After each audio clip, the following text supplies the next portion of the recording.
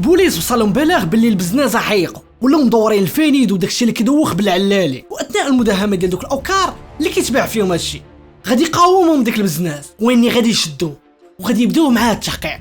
ويني ما غاديش يعترف لهم بداكشي اللي كيبيع، غادي يعترف لهم بجريمه داز على اكثر من 14 عام معلم. غادي نرجعوا بالتاريخ شويه اللور، وبالضبط سنه 1994. واحد راجل سميتو رابح كان كبر شويه، دار واحد 40 عام عاد بغى يكمل دينه.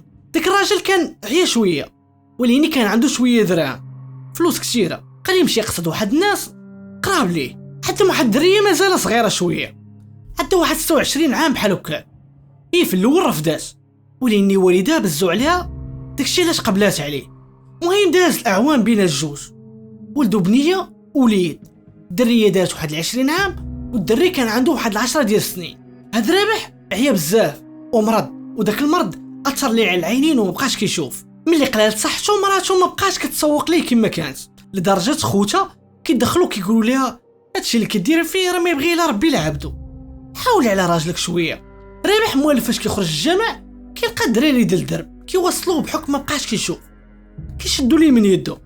وليني واحد النهار بالعيد الكبير رابح كيخرج من الدار وما بقاش بالي الاتا، كتخرج تقلب عليه مراتو وليني والو ما بانش. انتشر الخبر بين الكبار والصغار في الدرب باللي رابح صافي هز يدو السما طج، ما حناتو مراتو ما بقاش قاد على داكشي اللي كدير ليه، وهو يسمح فيها ويسمح في ولادو وزاد بحالو.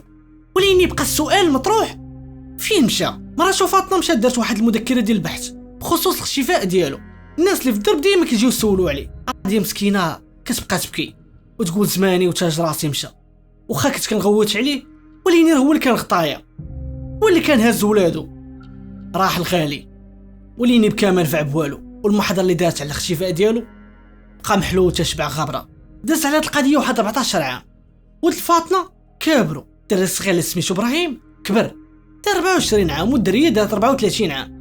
درب ابراهيم في ديك الحومه اللي كان ساكن فيها تعاشر مع شي دراري خارجين للطريق شويه، تبلا ولا كيضرب الفانيد الحشيش ميكا، مهم اي بليه ولا كيستعملها. داك الدرب اللي كان ساكن فيه كاينين فيه البزناسه كيبيعوا بالتقصير. البوليس كثروا عليهم الشكايات بخصوص ديك الحومه. واحد النهار بيديروا واحد الدوريه باش يقوموا بالتطهير ديال داك القنت. ارى ليا فاش كانوا جايين البوليس تار الانتباه ديالهم واحد خونا وما يوقفوا عليه باش يتم التحقيق من الهويه ديالو، يشوفوا واش عنده شي سوابق، واش هاز معاه شي حاجه. فعلا فاش قلبوا لقاو هاز معاه فاني، وما يقولوا لي منين جبتي هادشي كتبيع؟ قال لي ودي لا راني غير شاري انا مسالي. قالوا لي غادي تركب معانا وغادي دينا اللي شريتي من عنده، ولا ما بغيتيش اذا انت اللي كتبيع. قال لي مودي راني غير شاري غادي نديكم لعند من شريت، وليني انا ما نباتش. دابا يبقاو محلفين عليا. قالوا لي صافي كون هاني غير طلع. ملي وصل الدرب اللي كان شرا منه كيبان ليهم ابراهيم وواحد الدري اخر اللي هو البزناس، يعني ابراهيم كان جالس مع داك البزناس. داك اللي كان لقطوه البوليس نعت ليهم من عند من شرا. من تما البوليس فاش غادي يهبطوا من الصافيط وغادي يعطيوها الجري باش يشدوا ابراهيم والبزناس. ومن مورا نص ساعه ديال الجري في الدروبه قدروا يشدوهم بجوج ابراهيم والبزناس، وبداو معاهم التحقيق. غادي يبداو مع البزناس هو الاول، حيت هو اللي فاش شافهم لاح الشكاره وهرب، وفاش قلبوا ديك الشكاره بقاو عامره فانيد وزطله. فاش واجهوا بالمنسوب ليه في الاول باش يتهرب من العقوبه قال لي مودي هادشي راه ماشي ديالي، راه ديال الدري اللي كان معايا اللي هو ابراهيم. قالوا لي البوليس صريح بلا ما تبقى تدوخ علينا، انت ديما داخل خارج على التجاره وتقول لنا هادشي ماشي ديالي. شوف غادي نديرو معاك المزيان في حاجه واحده، الا وريتينا الكرو اللي كتشري من عنده. بس الناس بقى كيشوف شاف داكشي لاصق فيه ولا قرب الكرو لداخل ديال الحبس قدروا يديروا ليه شي حاجه. كرو معارفو كثير وفي اي بلاصه، ويقول البوليس اللي كيحقوا معاه اش بان لكم اللي قلت لكم على واحد الجريمه خطار من هذه اللي شديتوني عليها، تخرجوني من القضيه. قالوا لي البوليس شنو؟ قول لنا سيدي اش باغي تقول؟ ويقول لهم مشيت ابراهيم اللي شديتو معايا هذاك قاتل بام ودافنينه في الدار. قالوا لي هادشي اللي كتقول فيه راه صعيب، ولا كذبتي علينا غادي تزادك عقوبه فوق عقوبه. ويقول لي وانت باش عرفتي هادشي؟ قال لي ما ودي راه فاش كنكونوا سكرانين ومقرقبين ابراهيم كيبدا يعاود لينا على المشاكل اللي عندهم في الدار، ومره كيجيو يدبوه لي مدفون في الدار. بوليس صدموا من هاد الخبار، وباش يواجهوا ابراهيم بهادشي قرروا انهم يديروا واحد البحث بخصوص العائله ديالو. وفعلا تبين لهم بلي الام ديالو فاطمه دايره واحد المذكر ديال الاختفاء هادي 14 عام على راجلها. داكشي علاش جاتهم ديك الهضره اللي قال لهم داك البزناس منطقيه معلم، وما يدوزوا عند ابراهيم اللي اعتقلوه، اللي في الاول كانت عنده تهمه غير الاستهلاك، وبداو معاه الاستجواب. وقالوا لي البوليس عرفتي علاش شديناك؟ قال لهم حيت كنت مع البزناس. قالوا لي لا بسبب باك. ويقول لهم ويقول لهم ابراهيم علاش؟ برا الله يرحمه. ويقولوا لي البوليس باش عرفتي مات وانتم دايرين عليه مذكره ديال البحث. قال لهم لا راه ملي خرج هاد المده كامله وما رجعش راه باينه غادي يكون مات. قالوا لي البوليس لا انتم صفيتوه ليه ودفنتوه في الدار. ابراهيم قال لهم شكون اللي قال لكم هادشي؟ لا ما كاينش هادشي. قالوا لي هادشي اللي كاين. وهنايا فاش ابراهيم غادي ينزلوا دموعه وغادي يقول لهم انا ما درت والو.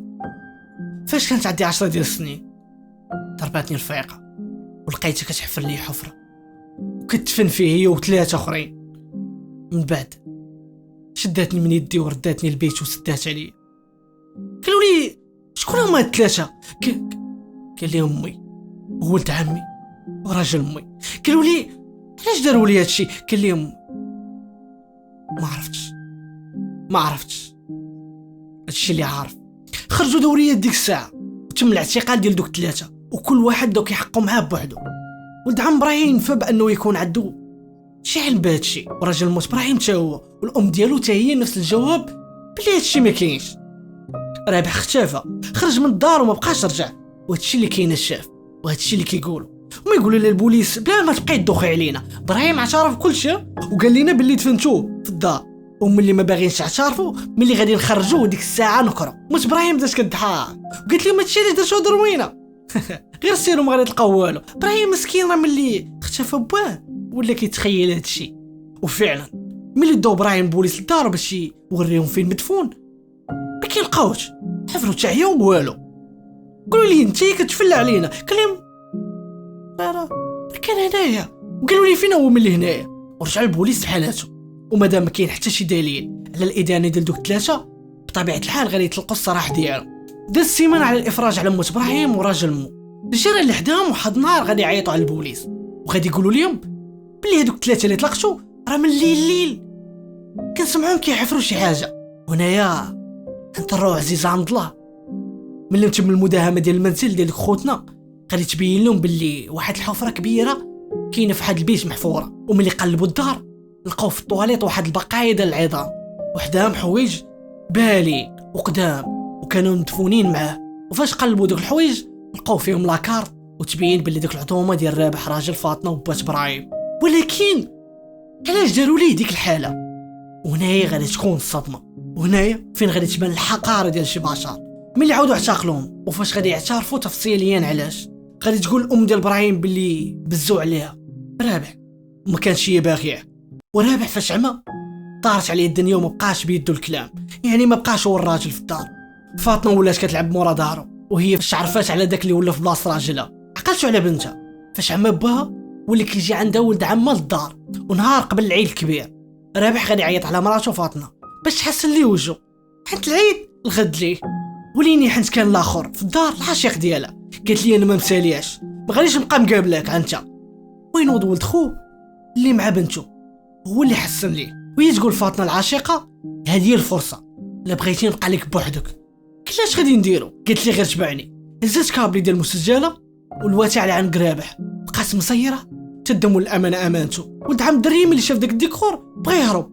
وهي تقول لي لا هربتي وعلمتي البوليس غادي نقول لهم انت تعاونتيني وهالبصمات ديالك باقيين في عنق وجهه وتا هو ولا معاهم. دري هربات ونتما ما بقاش بان ليه الاثار، ما عرفت سطات ولا ما عرفت فين زالت.